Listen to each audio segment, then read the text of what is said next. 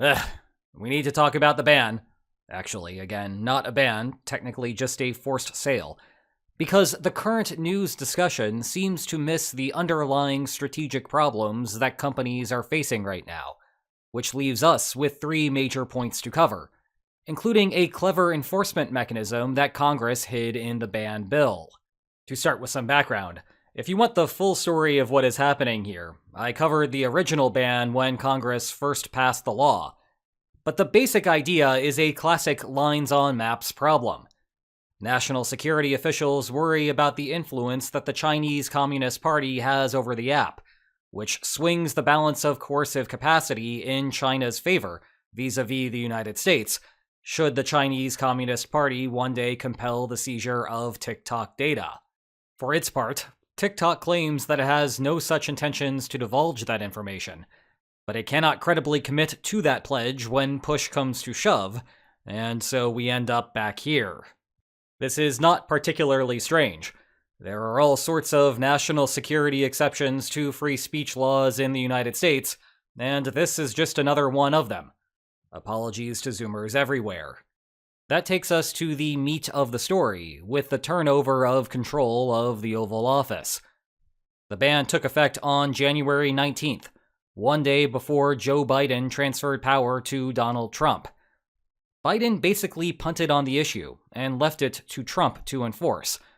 Say what you will about that, but it hardly makes sense for a policy to last a single day.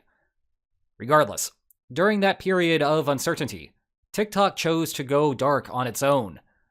This appears to be a deliberate strategy by the company to create a public backlash to the law, because the law itself only stops the distribution and maintenance of the app by hosting services, which primarily means that Apple and Google are the ones that have to take the active steps. That, in turn, is because they control the App Store and Google Play. In essence, the Biden-era bill enforces the shutdown by telling Apple and Google that they cannot allow new downloads or security updates to the app. Thus, over time, TikTok slowly dissolves into the abyss. Anyway, that allowed Trump to play the role of app savior. The then President-elect Trump announced that he would delay enforcement of the law for 90 days, which later became 75 days once he entered office, notably with the TikTok CEO in attendance at the inauguration. TikTok the app suddenly rose from the ashes, though was still unavailable on the app stores. But now we must draw a distinction between actual laws and executive orders. And here is problem number one with the standard discussion surrounding this. The belief that Trump has the ability, through executive order, to change the law, which will somehow rescue the app. That is not how the US Constitution works. To pass a law the normal way, you need majorities in both congressional chambers to approve the bill, and then you need the president's signature. And until that happens, the existing bill is the law of the land. Well, it turns out that the double majority thing is a big problem. Congress hates TikTok. The original vote was a bipartisan 360 to 58 in the House, and another bipartisan 79 to 18 in the Senate. Elizabeth Warren and Tom Cotton both voted to ban it.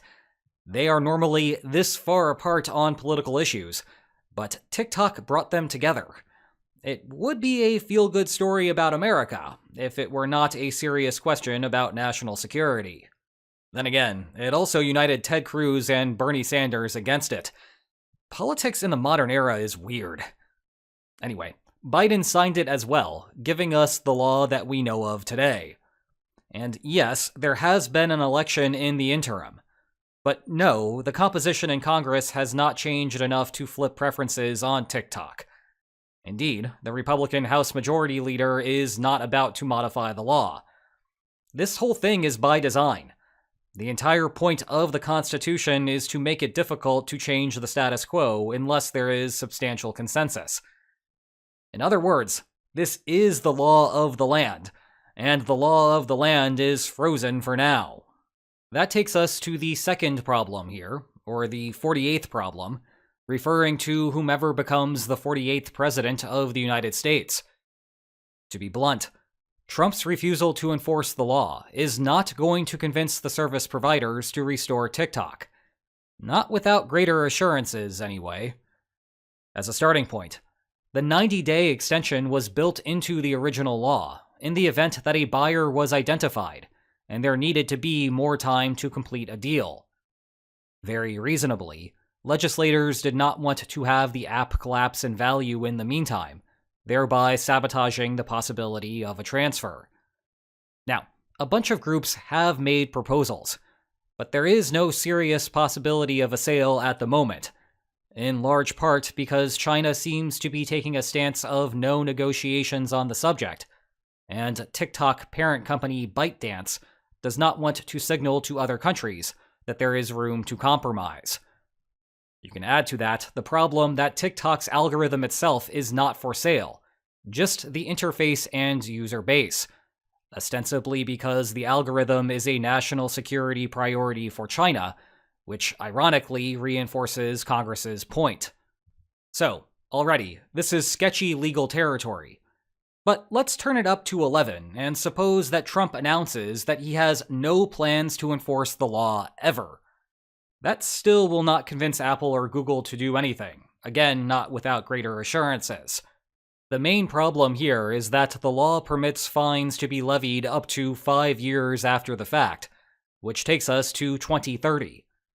Donald Trump is term limited, so someone else new will be sworn in on January 20th, 2029, absent some sort of crazy constitutional amendment.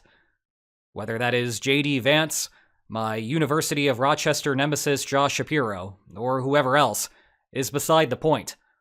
If that person wants to, they could activate the law at that later time.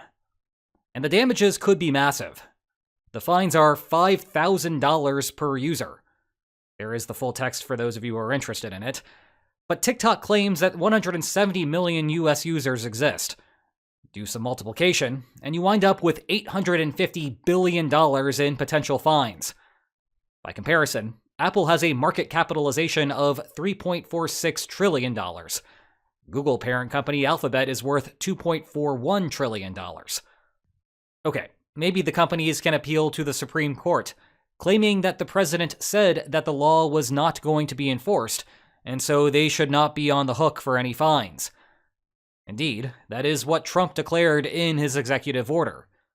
Now, I am not a lawyer, but that sounds like a sketchy legal argument. Moreover, it is worth noting that the Supreme Court ruled 9-0 in favor of the constitutionality of the ban when TikTok motioned for a last-minute reprieve. That's right, TikTok got these two to agree on something. And even if you were very optimistic and thought that you would only lose 10% of the time, that is still $85 billion in expected fines, and so that is still a non-starter. And if you forget, plenty of congressional officials would be happy to remind you. But there is an even deeper problem for those companies within the next 4 years, and it comes from Trump himself.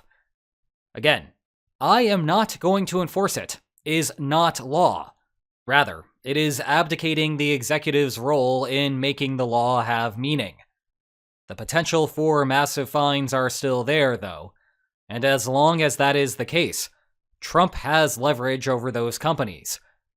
Do my bidding, or I'm going to fine you billions of dollars, is a pretty effective way of getting a company to buckle in any way you see fit, or at least up to the expected value of the fines. As a result, the service providers are not yet deviating from the law. And if they do, you can bet that there will be some shareholders demanding answers. A middle ground option would be to approach the court and ask for a declaratory judgment, which would preemptively tell the companies whether the $850 billion in potential fines would be applicable. That would also help resolve the 48th problem from earlier here. But those guys seem so far away, and you can already tell that it is going to be a busy 4 years. Well, that's it for today. If you missed it, I had a long Q&A over on the Lines on Maps Extra channel about Trump's new term. Go check it out. And if you enjoyed this video, please like, share, and subscribe, and I will see you next time.